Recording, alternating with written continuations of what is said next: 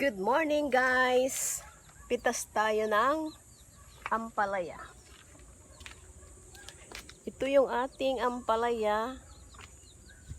Tapos ito pa. Ay, kita niyo ba? Ito pa siya guys. Yung tanim ko. Tapos ito pa.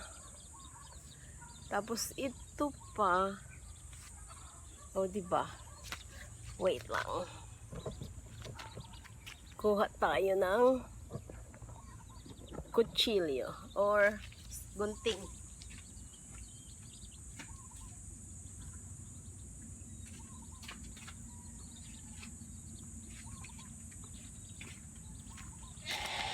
Maingay yung aming kambing.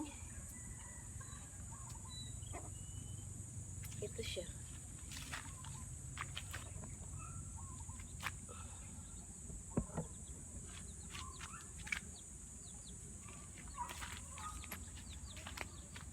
Gulayin natin. Maingay ang aming kambing. Ito pa siya guys.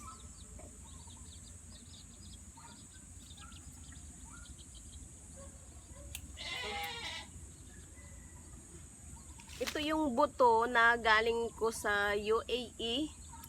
Nakita nyo naman guys. O diba?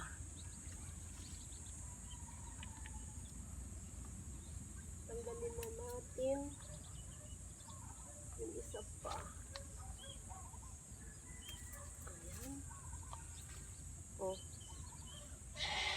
Maingay ang aming kambing. Ito yung harvest ko ngayon. Marami. 1, 2, 3, 4, 5.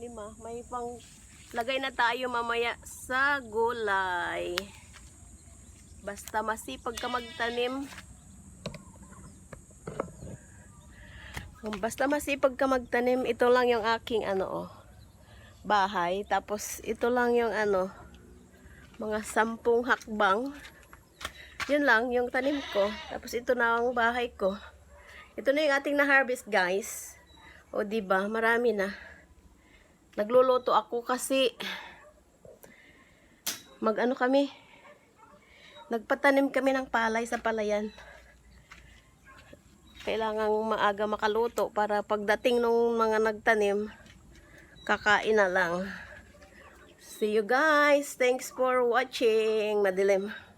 Guys, yung ating na-harvest, 5 piraso siya. Ay halo ko mamaya sa aming gulay para sa hapunan.